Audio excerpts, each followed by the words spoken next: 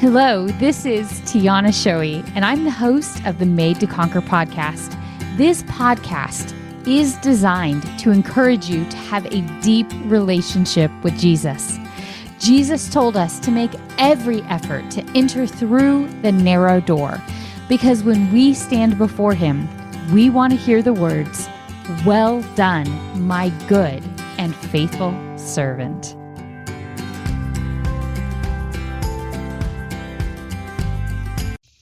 Hello, everyone. This is Tiana Shoei, and welcome to the podcast Made to Conquer.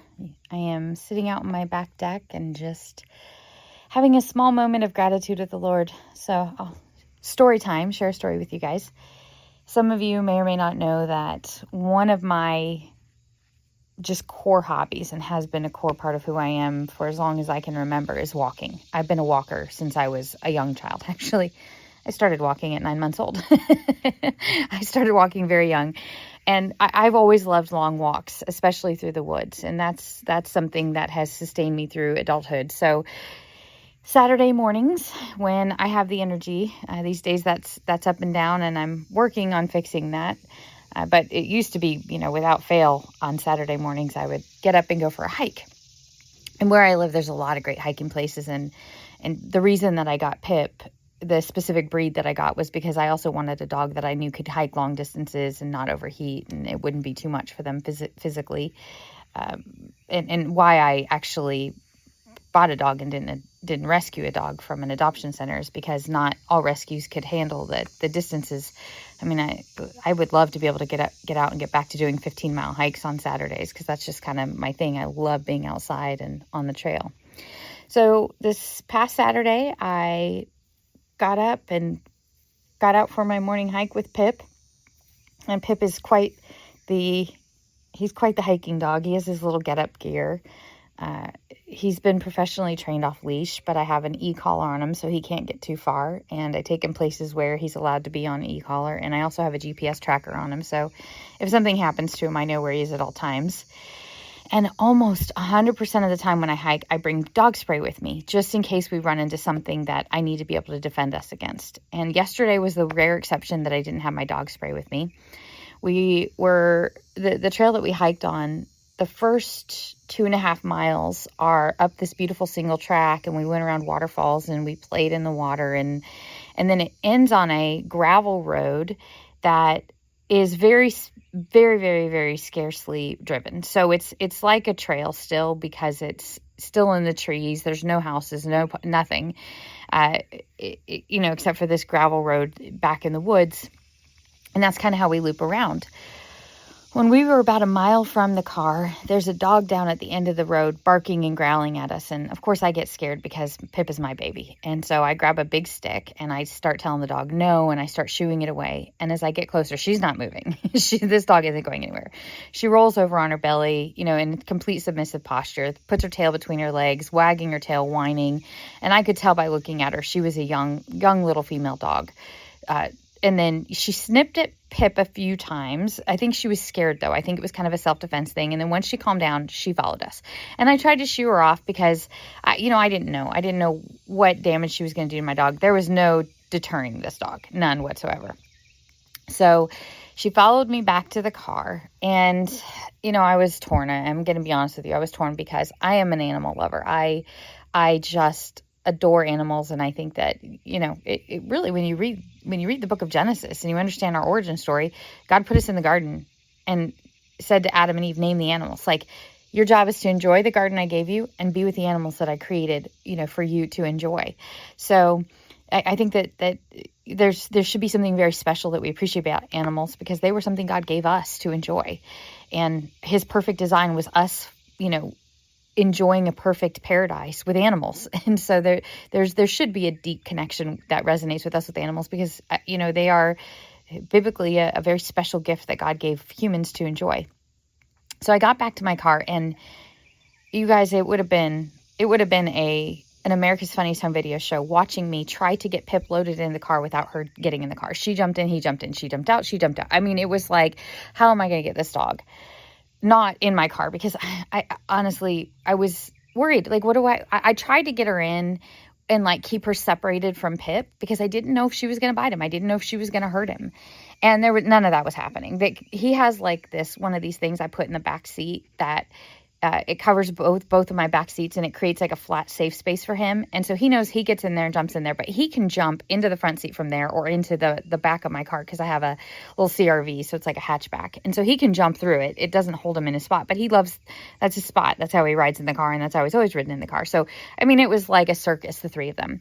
So I said, okay, here's what I'm going to do. I'm going to put some food down by, over kind of away from the car, hope that distracts her long enough that I can get in the car and drive away. But the whole time I'm also praying because I'm like, Lord, look, the longer that I live as a Christian, the more that I realize that every moment in my life is something that God cares about, something that he oversees, something that he's paying attention to. And so I'm like, Lord, if you want me to take care of this dog, just make it abundantly clear. So I do the food. That doesn't distract her. I finally just push her away, get in the car, and it's almost impossible to pull out because she's doing circles around the car. And I have scratch marks down the side of my paint where she was scratching to try to get into my car. And I'm like, Tiana, I'm so low energy this weekend. I'm just not feeling good. I think my autoimmune is flaring up pretty bad this weekend. And I'm like, I just don't have the capacity to deal with a sick dog. And I could tell by petting her that she was covered in ticks and not small ticks, like big ticks. She had been out for a while and she was a little skinny. And so I finally got a safe distance away from her, was able to pull out, and I start to head down the road and I gun it. And y'all, she starts following me screaming. And that's when I was like, I can't. This is not in my nature to leave an innocent animal in a situation where she is going to get hurt. So I pull over, I open the door, she jumps right in the front seat and just curls up in a ball and does not move. So I get on AI, I get on Grok, and I'm like, okay, what do I do? So Grok gives me the number to animal control. I call animal control. I get voicemail. It tells me you can take her to the Greenville shelter. Thankfully, in the city that I live in, it's a no-kill shelter. So I drive all the way to the Greenville shelter, and I've got Pip with me, and I've got her with me. I get in line at the shelter, and they don't accept strays on Saturdays. And then there's a girl in line, and she stops me and she's like, what are you going to do with her? And I said, well, at this point, I would just like to find a good home for her. And she goes, I want her. I'll come pick her up at 5:00 tonight. And I go, okay. So that's great. We exchange phone numbers. And I'm thinking, oh, phew, problem solved, right? But I still have a dog that I don't know. She's obviously been severely neglected based on the number of ticks all over her. She's very skinny. I don't know her health condition, and I've got to be very careful with her around my dog because the last thing I need to do is get my dog sick because I brought a strange dog into the home. And then I realized, you know what, before I give her to somebody, I probably should get her checked to see if she has a microchip. So I decide to drive to the closest vet that's open, which happens to be an emergency vet in our town. I drive in and I'm like, can you just check her for a microchip? And they check her whole body for a microchip. I mean, because sometimes they shift around. They search her thoroughly. They're like, I'm sorry, she has no microchip. So now I'm sitting here and I'm in a dilemma. And then I get a text message from the lady that I met at the animal shelter. And she goes, my fiance won't let me get the dog. Sorry, we're out. And I'm like, are you kidding me right now? Like, Lord, I don't have the energy for this. I'm supposed to be in bed taking a nap, not dealing with a stray dog. And she, by the way, this baby girl is the sweetest thing you've ever met in your life. She is just a cup of sugar. She just so full of love. And every human she saw, she's just curls up at their feet and just a little sugar cube. I mean, the sweetest thing you've ever met. So I'm sitting here facing a dilemma. I'm like, okay, I have realistically three choices. And by the way, I'm not saying that I would have chosen these, but these were the three options I had. Option one, I go find a place to dump her, like the people before me did. Option two, I bring home this dog and risk getting my dog sick. Or option three, I just bite the bullet, spend some money to make sure she's healthy and safe before I bring her home, and try to find her home, or try to find her a home or her owners. But believe me, I'm getting to a spiritual purpose for all of this story. And so I decide to go with option three. And I just say to the vet, okay, look, we're here. Let's get her checked out. I want to, deworm her. I want you guys to check her for heartworm. I want you to, check her to make sure she's not sick. and let's go ahead and just give her distemper parvo, bordetella. And what they did is they did a light rabies. So that way, if she was already vaccinated, it wouldn't harm her. So like the vet was really good about making sure I didn't over vaccinate her, but that she wasn't going to be a harm to Pip.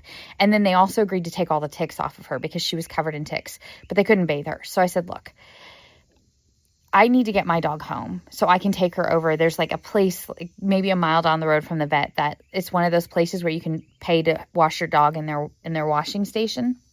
I was like, I will pay for everything. Will you please let me leave her here while I drop my dog off so I can pick her up, bathe her, because I'm not bringing her in my house smelling like she smells, because she smelled terrible, by the way. I have a dog that never stinks, and so this was like so pungent. I was like, I can't do this, and I don't want to, like, I usually just watch Pip like on the hose by the side of the house. Like, this girl needs a good solid bath. So they agreed to let me do that, very reluctantly, by the way, because I can understand, I'm sure it happens where people are like, I promise I'm going to take care of the stray, and then they leave the stray. And so I'm like, I'll pay for everything, so I'm not going to leave this dog here. Drop Pip off, run back, pick her up, take her, give her a bath. I'm like walking through the place like, does anybody want a dog? I have a dog. Here's a dog. One lady stops me. She's like, let me get your information. I have a friend who may want her. I will do, like, as much as I love this girl, and Pip would love to have another dog. With my upcoming travel schedule, it is just too much to have a second dog in the home right now. And my energy levels are so strapped right now. And I'm struggling just to keep up with my regular stuff, that I just knew it wasn't fair to my husband.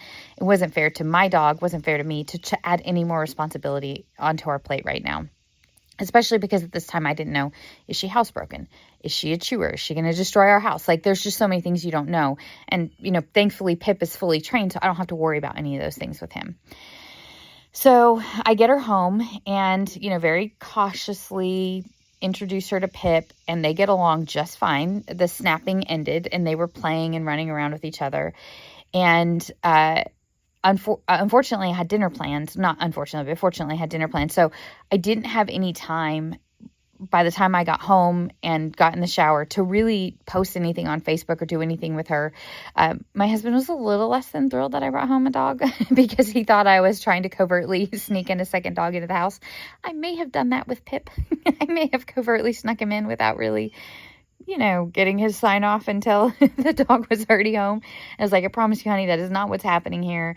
I was not going to leave this dog. That it just was like, and I just prayed so much too. I was like, Lord, just show me what the right thing is to do. And it just, like the door just kept leading, one path after another.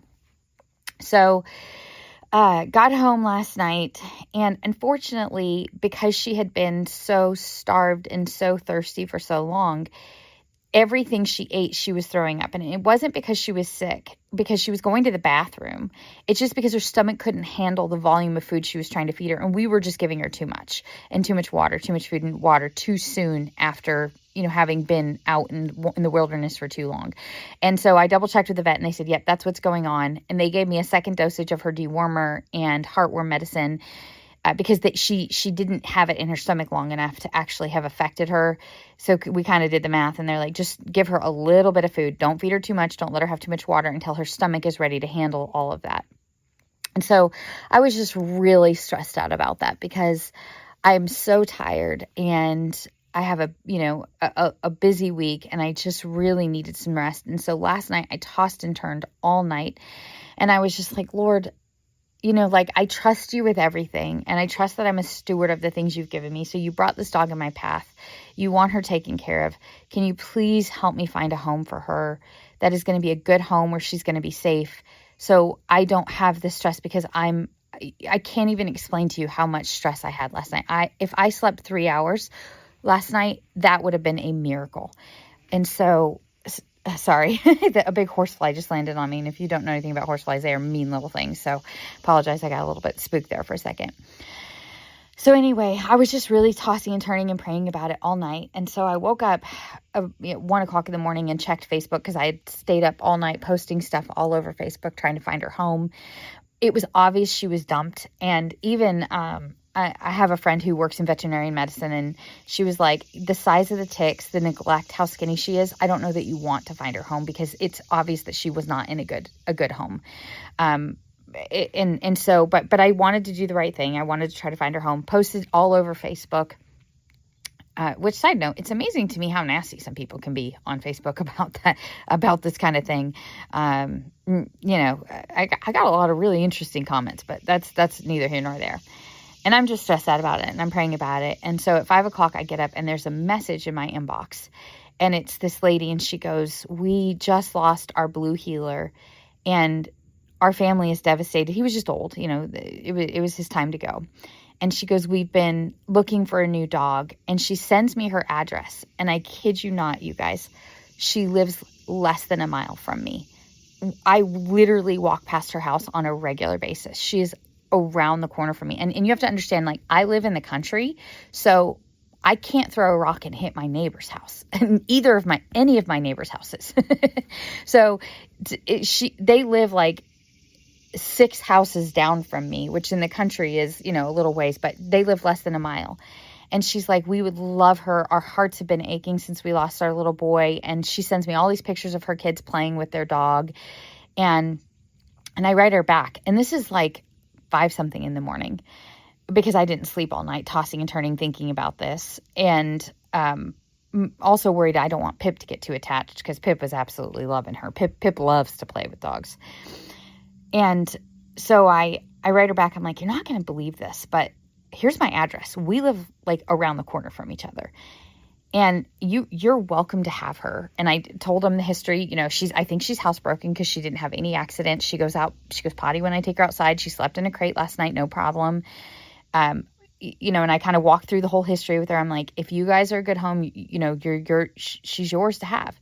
And we talked a little bit more, and she's like, "We will be there immediately." So by 6:45 in the morning, they pulled down the driveway, and it was the sweetest thing you can imagine. She just ran up to them, plopped herself on their feet, and they just oozed all over her. It was so absolutely adorable. So I gave them the stuff I got for her, because I'd bought her a little collar and a leash, and just enough to make sure I had a way to take care of her as long as she was under my care. And then I gave her the stuff from the vet, and gave her her rabies tag and all the things that, from the day before. And they were just elated. And she said, "My husband has not stopped grieving the loss of our puppy. Thank you so much," or baby.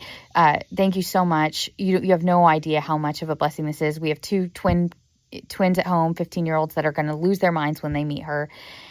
And so they took her, and a few hours later, I got text messages of pictures with her cuddled up on the couch with them. And they told me her name and just said, "Thank you so much. God blessed us so much for this. God makes no mistakes." And it was so beautiful. And I just kind of chuckled, because, the Lord just kind of reminded me that I just cried out to him in my desperation at 3 o'clock this morning. I said, "Lord, I really need you to solve this problem." And guys, 4 hours later, he had brought the perfect family that's around the corner. I know that she's gone to a good home. I don't have to worry about the fact that, is she being sold to a dog fighting ring, which is something real you have to be careful of here in the South, unfortunately. I don't have to worry about if she went to a neglectful home. I literally can walk around the corner and make sure she's okay at any point in time, because she's right around the corner. It was just so beautiful. And so the Lord just showed me, Tiana, that you have so many things in your life right now that you're praying about that are heavy.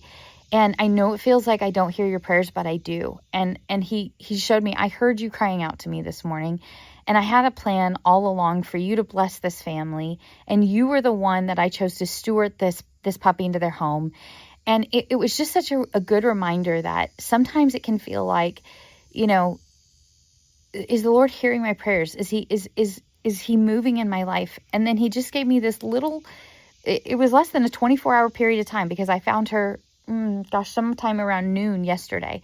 So this little 18-hour period of time where he allowed me to take care of this little puppy who Pip loved, and she had a good night's sleep and got a belly full of food and got well taken care of, and it was given to a family who's been, aching to have a new dog just like her. And, God just reminded me that he is in the details of our life. And so I want to close with this psalm. And just remind you that if you're in those moments where you feel like, has God forgotten me? Has God abandoned me? He has not. And just because he hasn't answered your prayers, maybe in the way you think or as fast as you would like, that doesn't mean he doesn't hear everything that you send up to him. So from Psalm 139, David says, "O Lord, you have searched me and you know me. You know when I sit and when I rise. You understand my thoughts from afar. You search out my path and my lying down. You are aware of all of my ways." And so those aren't just empty words on a page. They are the reality of a God who loves us and who sees every detail of our lives. And so the Lord taught me a valuable lesson through a sweet little puppy and a family around the corner from my house who probably needed to see that God was there looking out for them too. And I hope you guys enjoyed this little story and this little reminder that he really does see when we sit and when we rise, and he knows our thoughts from afar. Thank you so much for tuning in to this episode of the Made to Conquer podcast. Please be sure to subscribe to this podcast, leave a review that really makes it so other people can find this podcast, and be sure to tell your friends and family about Made to Conquer. Anyone else you believe would enjoy joining us on this journey of drawing closer to Jesus.